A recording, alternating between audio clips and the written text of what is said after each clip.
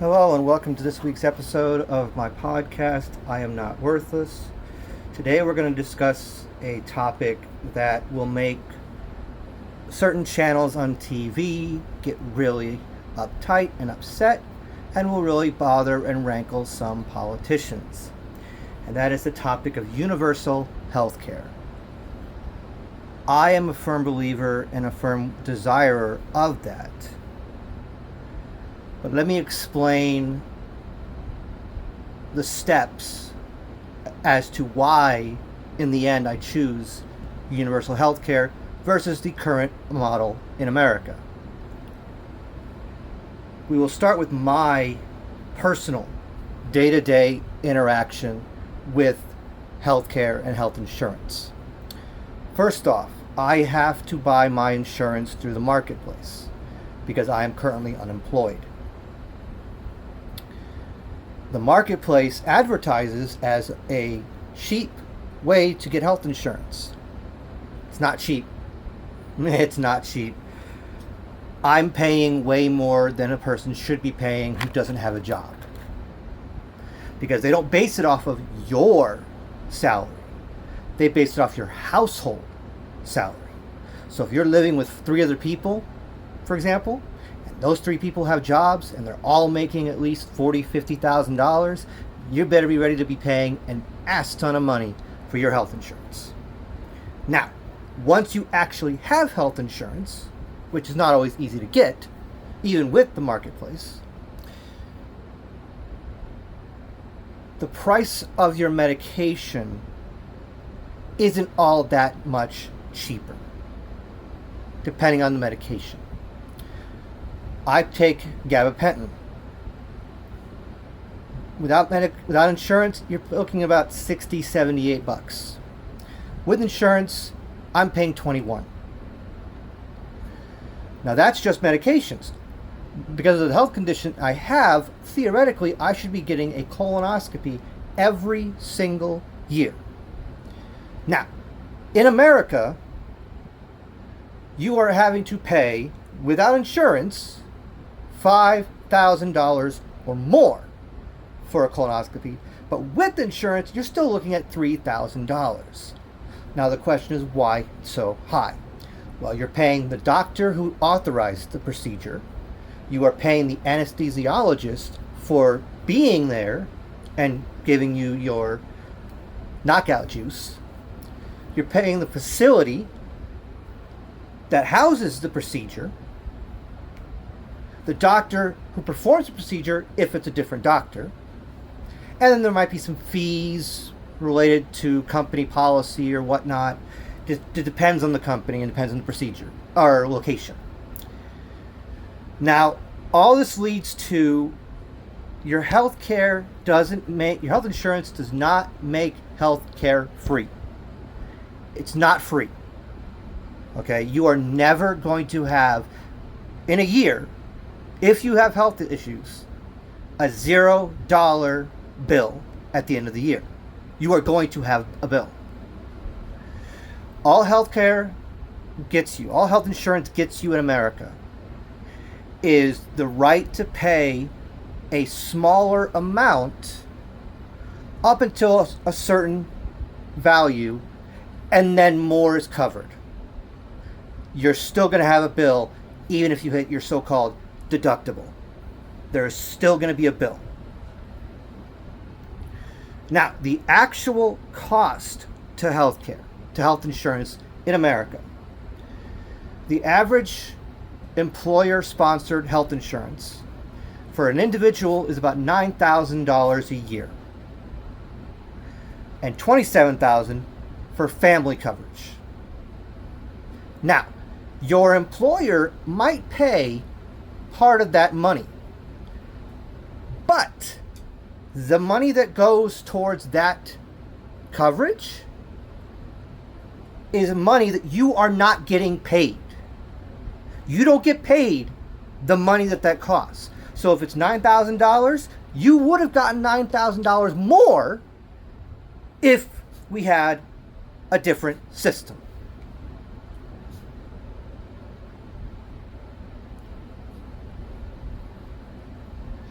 So you are losing almost $14,000 a year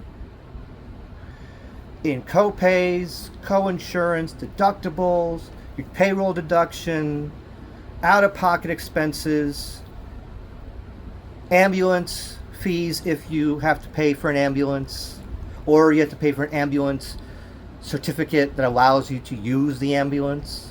One of those little, I think it's like a card you can get.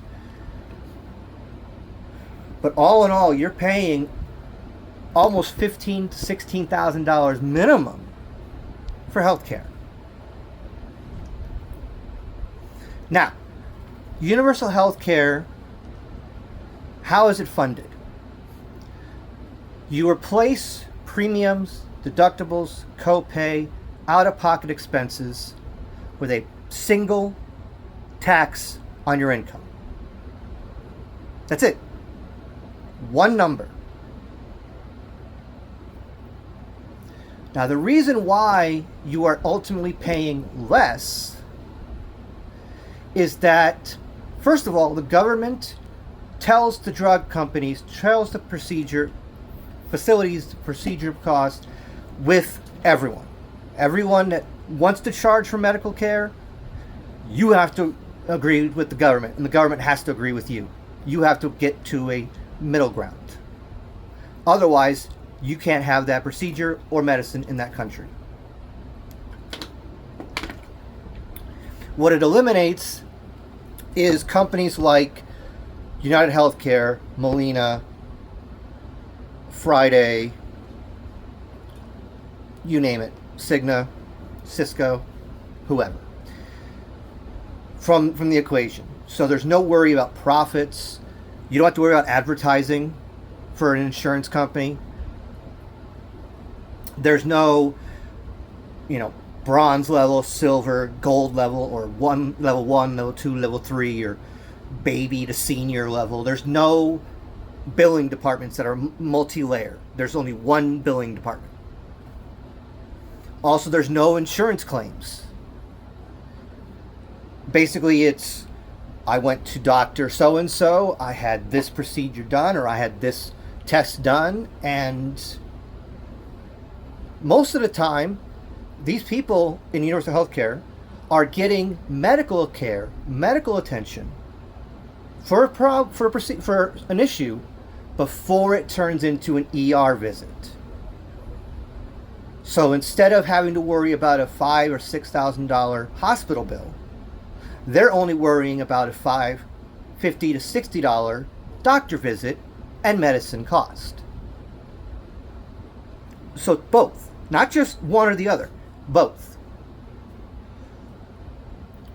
Now, what everybody wants to say and what everybody wants to argue is that universal health care will take away access to health care and health insurance. That people would be forced to pay more for health care and health insurance. Here's the actual truth. We, again, like I said earlier, we are paying between about $15,000 per person for health care per person. Universal healthcare countries are paying, on average, about $6,000 a person a year for healthcare. And that's combining the people who barely need to go to the doctor and the people that practically live at the doctor's office. The gross domestic product percentage that our healthcare system takes, which is private health insurance, is about 17% of the GDP. 17%. Okay, nearly an eighth. $1 out of $8 that's earned by the GDP is tied to healthcare and health insurance. For universal healthcare, it's about 9%. Half. You are losing half of your money for healthcare. In the United States, we have to pay deductibles, there are co-pays, and months later, maybe even years later, you will get a surprise bill that says, oh, actually, you should have paid this amount of money, so we're going to need some more money. Please fork over some more cash. With universal healthcare countries, most of the time they get no bill. Not at the point of sale, not 6 months later, a year later, a decade later, a century later, no bill. Or they'll get a very, very tiny bill. Maybe $50, maybe $75, depends on what actually was going on. I'm sure if someone spent 2 weeks in the hospital, they might get a larger bill than somebody who spent 2 days. Now here's the big kicker of this entire discussion. Healthcare in America mostly is tied to your employment. You get a job, most of the time you're going to get health insurance. However, the minute you get fired, which happens, or laid off, you lose health insurance. It's gone.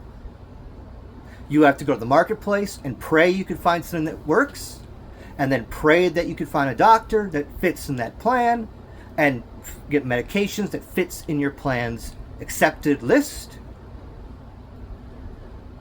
With universal health care, you can get fired every day from your job. You can get a job in the morning, be fired by afternoon. Every day.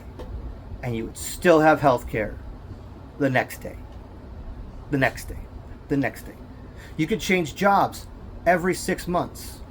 Doesn't matter. Your health insurance stays. As long as you stay in the country that you're in, you keep that insurance. No matter what. No matter if you make minimum wage, or you are a CEO of a company that grosses billions of dollars a year. Same healthcare cost. What people fear with universal healthcare is that it's going to raise taxes. And the truth is, yes, it will.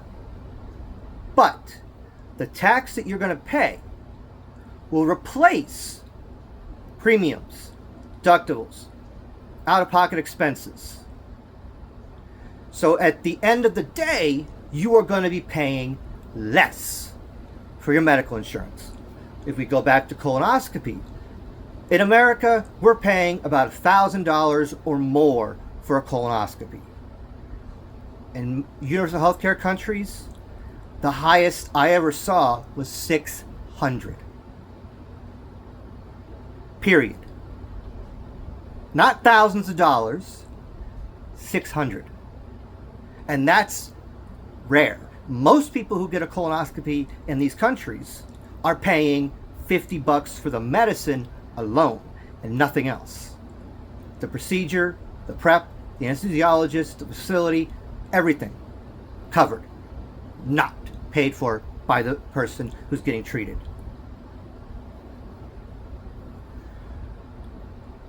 America is one of the largest countries in the world in terms of population, in terms of GDP, in terms of wealthy citizens, you name it. We are supposedly one of the greatest countries in the world. And yet we have one of the highest rates of health spending. The highest amount of people who are going into debt, who are going bankrupt because of health care. We are paying for universal health care ourselves, but nearly 2 to 3 times what they're paying, and we're not getting the same coverage. We're not getting the same treatments. We're not getting the same ability to go to a doctor. We are having to fight more for what doctor we see, for what medicines we get, for what we use. everything is more rigorously controlled and more rigorously fought for in America than any universal health care. In a universal health care country, if the doctor says you need blank, he fills it or she fills it for blank, and you go fill it, and then you pay what the government tells them you have to pay.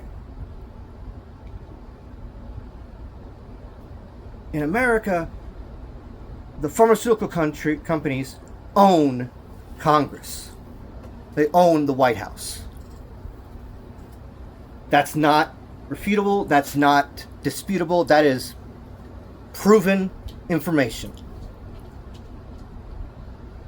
So we need in America a universal health care system that would allow us to have the ability to not have to decide between our children's health and our food, our children's health and our electricity, our parents' health and electricity, or any other expense. Thank you so much for listening to this podcast. Next week, we're going to pull up a biology topic. Have a wonderful weekend. Stay safe. Stay cool.